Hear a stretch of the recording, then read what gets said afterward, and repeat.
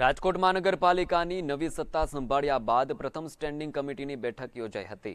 બેઠકમાં કુલ 24 ઠરાવો રજૂ કરવામાં આવ્યા હતા, જેમાં અંદાજે 89 કરોડના વિકાસ કામોની દરખાસ્તો સામેલ હતી। બેઠક દરમિયાન 2 મુદ્દાઓ પેન્ડિંગ રાખવામાં આવ્યા હતા, જ્યારે એક દરખાસ્ત નામંજૂર કરવામાં આવી હતી।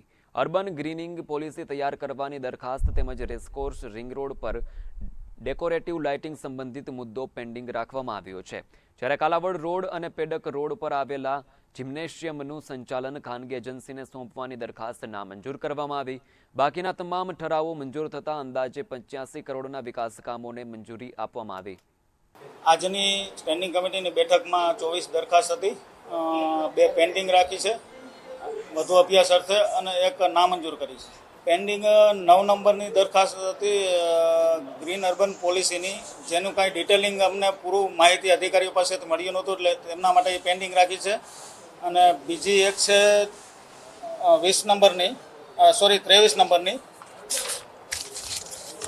એ રેસકોર્સ રિંગ રોડ જે લાઇટિંગ કરવાનો કોન્સેપ્ટ હતો એ એક પેન્ડિંગ રાખી છે। એમાં પણ એનો કોન્સેપ્ટ કઈ ટાઈપનો છે, એજન્સી શું કરશે એની ડિટેલ મગાવી છે, એ 2 પેન્ડિંગ રાખી છે। નામંજૂર પેડક રોડ અને કાલાવડ રોડનું જીમનું જે સંચાલન છે, જીમ સંચાલન કરતી હતી, એમને ત્યાંથી રિવ્યૂ થોડાક ત્યાંના સ્થાનિક કોર્પોરેટરોના ખરાબ આવ્યા અને સ્ટેન્ડિંગ કમિટીને એવું લાગે છે એ 6,30,000 રૂપિયા 2 જીમના સંચાલનના વાર્ષિક કોર્પોરેશન આપતા હતા, તો એમાં સ્ટેન્ડિંગને એવું લાગી રહ્યું છે ક્યાંક ને ક્યાંક કે તેમાં વધારે પૈસાનો ટૂંકમાં ફાયદો કોર્પોરેશનને થાય।